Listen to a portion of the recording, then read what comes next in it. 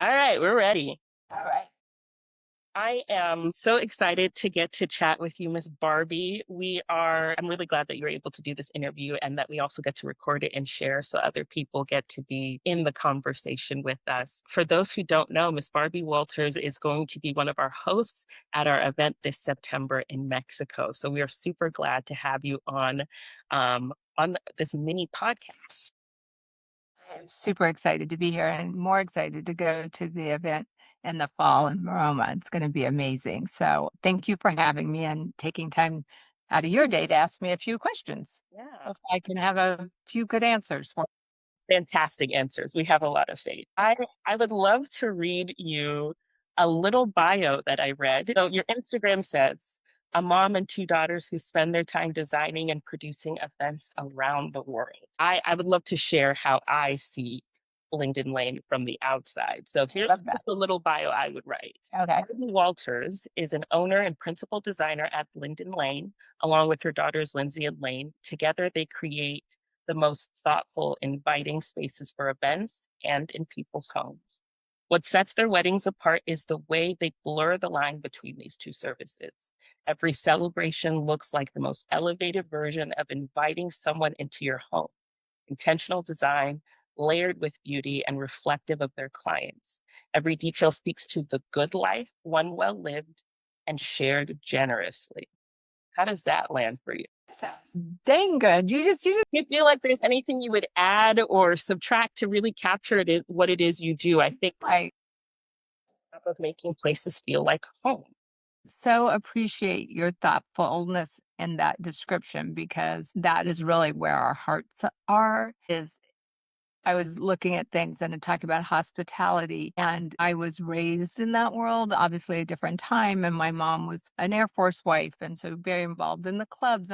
And everything was always about being gracious and having people feel welcome in our home and making them have a special experience. And I think that really, and have a really good time. I think that really seeped into my soul and who I am, and hopefully translated to my daughters. So that essence of home and wherever you take it, whether it actually be in your home or it be at your event, but doing the little things that make people just, get a little tingle like, oh man, that is so good, or I feel so special is really important to us. So I appreciate that thoughtful description of us, but that is something that we work really hard on is infusing a moment with the smallest detail that captures somebody's imagination. I love that. You do definitely do that. One of the things I was sharing with a family member that I was going to do this interview, and I said, all of her designs just make my heart flutter. Thank you, thank you. Yeah, no, we spend, a lot of time arguing over those pitter-patter moments, trying to it's funny, because working with my daughters, and they do the lion's share of design on weddings, and I do more on the interior side, but we all, cross over, and, sometimes we'll just argue and argue and argue about a single point or a single shade of colors or whatever it is, but at the end moment, there's always a moment when we all go, "Ah, that's it," or someone will call somebody in the middle of the night or hopefully not call, text or whatever, and I'm like, "What about if we did this?" And then it's just like that. I call it satori, that sudden knowing where you just like, "That's it. I've got it." And you're running with it. So we love the design hunt, if you will call it that. We're design detectives, like getting to know the people, getting to know the home, getting to know the venue, whatever it is, and just pulling out all those details and the essence of it to make something fun. So we spend a lot of time on those tiny moments. There's definitely a lot of intentionality behind the scenes for what we're getting to see on Instagram and on magazine covers. And so I'm curious, in Trusted Company, we have five core pillars: innovation, hospitality, integrity, connection, and belonging. It sounds like hospitality is really where you're going, but I'll leave it open to you. Which of those resonates with you the most in the way that you guys run Linden Lane? Um, Actually, I think it was one of the things that attracted me to Interested was those 5 pillars are very much our 5 pillars and who we are. Um, I think, and especially right now with a lot of things that are happening in our industry and just in the world in general, And something that's always been really important to us is integrity. Integrity in our designs, obviously, integrity in how we treat our clients, integrity in how we treat our partners, our vendors, our creative teams. The world is lacking a little bit of kindness these days, I think, and humanity. And I think you can run a really successful, strong business and be a strong businesswoman, but that does not mean you need to be a tyrant and run over the world. And I think life's too short for that.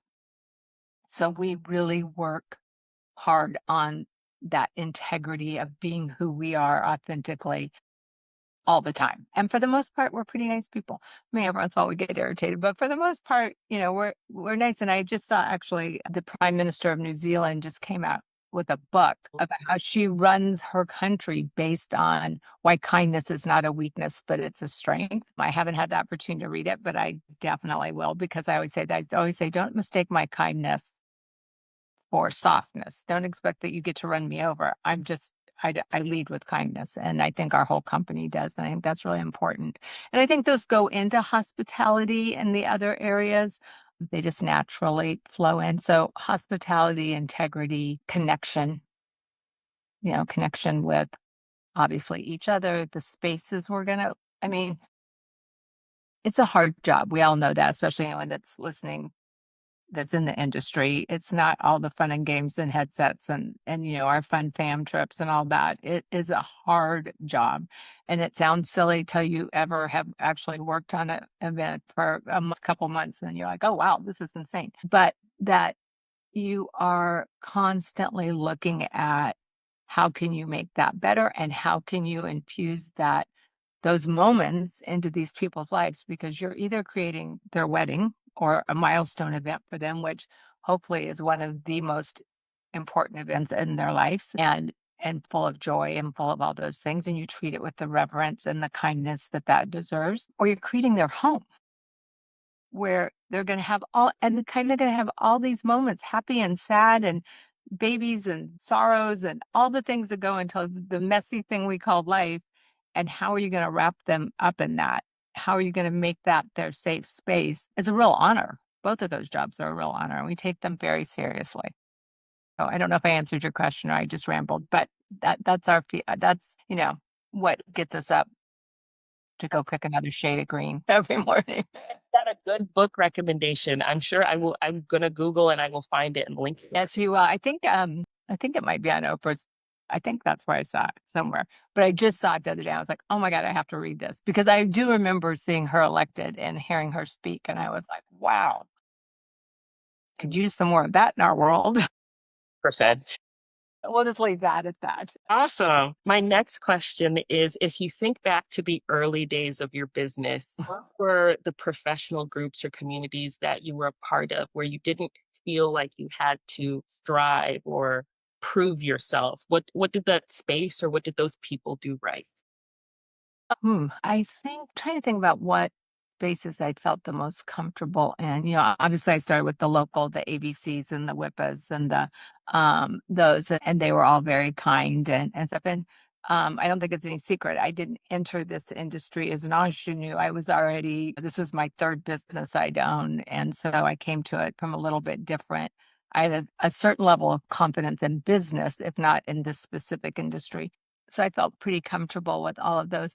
I think when I started connecting with people that were aligned professionally and all other ways, I started meeting those people and realizing that they were just like me figuring things out too.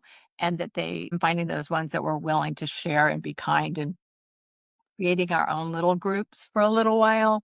Um, this is no rub on anybody that has done a lot of these things at all. I just never have been a very good committee person or like even like a sorority girl or that because I just don't like all the politics that go into that and stuff. So I tend to find the people that are my people and then hang on to them really tightly.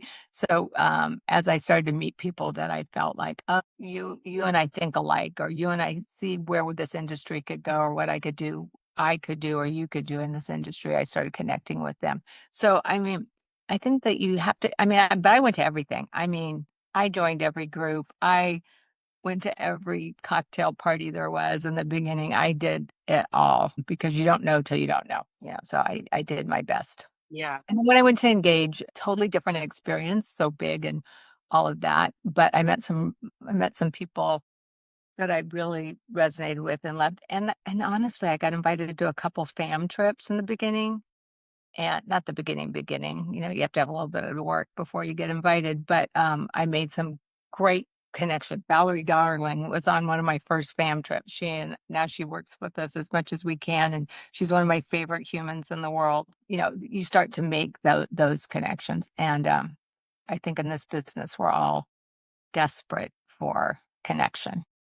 I like that. One of the things that I heard you say that I wanted to highlight was that people were willing to share. So there's some vulnerability, there's honesty in there. And I feel like it can be really intimidating for some people to be the first one to share. So we're Yes. trying to figure it out. We're all just trying to figure out, the more people I know and the further I get in this world, everybody is vulnerable. Everybody has a soft spot. So being open to sharing, and I think one thing, if you ask around, you'll hear that there's probably not too much that I wouldn't share with you because I'm always like, I don't have anything to hide, and I don't feel like my sharing my way of doing things is going to take anything away from me. It's actually going to expand it, if you will. And every time I've mentored somebody or done something like that, or done a vulnerable group chat with the smaller group, I come away feeling bigger and stronger. And I'm like, oh wait, I was supposed to be mentoring them. They made me feel great about like doing this or trying this. So I think the more you share, the stronger you get. But you have to be willing to be honest. We all have our Instagram faces, and then there's the reality. I think you segued so beautifully to one of the questions I wanted to ask you because for those who don't know already, Barbie is going to be offering some one on one time with our attendees at this Mexico event. And so, for someone who's considering this or is maybe on the fence or feels intimidated by sitting with one on one with the Barbie Walters, what would you tell them? What can they expect from what that time would look like? Well, first of all, I hope no one feels intimidated. I hope that they know that they will get 100% honesty from me. I won't sugarcoat anything, and that I'm willing to tackle any subject with them, whether it be running a family business, whether it be growing that type of business, whether it be being an entrepreneur. I've always worked for myself, other than my high school job and a college job at a bar, which I really liked a lot. I wish I still had that job. Other than that, I've always worked for myself. So that process, or the creative process, I'm not someone that went to college. I did go to college, but went to college and specifically has like a doctrine, and that I run my company a lot from my gut and my heart, and from listening to people that I admire and respect. Uh, they're just going to get 100% authenticity. I mean, you can sit and chat with me about whatever you want to talk about, the weather. I don't care. You can chat about that, but really, I would love the opportunity to get to chat with all of the people that are coming. So it will be an honor for me, for anyone that signs up. I think we can dive into some really juicy topics. Yes, I love. Yeah. Yeah, the juicier the better for me. Like, oh, that's interesting. I never thought about that. I mean, it's an interesting business because we all share, but yet we're in competition with each other, direct competition. So you can be at a cocktail party with somebody and the next day be on an inquiry call and realize that you're up against this person. And so, how do you maintain the social aspect and the business aspect and keep your integrity, and all of that it's an interesting dynamic that you walk on with this. That's very good. You alluded a little bit to some of the people that you admire. I heard Valerie Darling come up. Can Yeah. you tell me about a time where you connected with someone or a relationship that you established in this industry that made you hit like a major goal, bucket list thing, whether it was, a cover or just something internal to your business that other people. Gosh, there's been so many, and we have a rule that we try to celebrate the wins, no matter big or small, because the hurts are deep and painful. Well, the first way we got with Jose Villa, was a bucket list and a game changer for us. And, we went out on a limb to do like a crazy wedding in a short amount of time in a strange location and during the end of COVID. And we're like, yeah, yeah, we'll do it. Yep, yep. He's like, you sure? We're like, yep, yep, yep, yep. We'll 100% do it. And first of all, one of the kindest, most humble humans, him and Joel, loved them. And it was definitely a bucket list. We had it on our vision board, and it was also a game changer. It just put you in a different echelon, and suddenly, and we met one of our favorite florists, Gabby and Della Musa, and so those connections get. So that was a big one. We did a big wedding in Rosewood, Mayakoba for a lovely client. That was one of our first like marquee style, big build in a different country, all the elements, days and days of parties. Now what seems normal then was like, whoa, that was a big deal. And that was a game changer for us. And then I don't know, just like little moments where you're like, oh, we're I think I was guilty of this too. People don't treat this like it's a real business. And someone in my past life used to always call it my passion project. And it used to piss me off because, yes, I am passionate about it, but I knew a good business. It could make money and we try to take the moments to celebrate now that we actually are that we are a business and we run it like a business. And most of the time we make money and we're supporting other people and doing all those things. My accountant probably is listening, going, "What are you talking about?" But those have been really nice, internal moments that we have. We signed a big client, probably 4 months ago, with somebody that we were really excited about. Not that we're not excited about all of our clients, but we're excited. And I had both Lane and Lindsay, and then their husbands and their kids, and even my ex-husband, who's very involved in all of our lives. They all came over to the house, and we had champagne and a little apple cider and hors d'oeuvres, because I was like, you guys have to listen to us, all the time about how hard we got. And so you guys get a little of the upside. So we're going to try to continue doing that they get to share in the fun instead of, oh, we're going on, mom's going on another airplane. Where are you going? Amazing. I love that, first of Yeah. all. I think Yeah. also the whole hospitality thing, it really is central to how you authentically live your lives on. Yeah. But I'm curious to know, like, what were those initial conversations for you to meet some of these people who are on your win list, your bucket list? How did you get to meet Gabby or Jose? Right. Well, I think with like Gabby came with Jose to that. So we were kind of a package deal. And then we met her and she was like, good human, loved her right away. Jose, I think we just had been like flirting around on Instagram, like we were starting to get noticed. We probably had chatted a little bit on DMs, and maybe I met him beforehand. It's been a while now, I can't remember. But then once we connected, we kept that connection. I think that's where the the things you can go to and you look at and you see those people are going to be there is key, because you eventually you need to spend real physical time with somebody, I think, past the Instagram and the DMs and that. So, but it sounds really stalkerish, but we literally had a list of people. Like, these are the people we want to work with. And we just kept, like, working the game, and it was a long game. I mean, that didn't happen overnight by any stretch of the imagination, but eventually it did a little bit. And then, you get a little one and then you kind of go back to, it's like the rubber band, and then it goes back a little bit and you stretch it a little further. So don't be impatient with yourselves. I mean, for the longest time, I used to be like, oh, we're new in the business.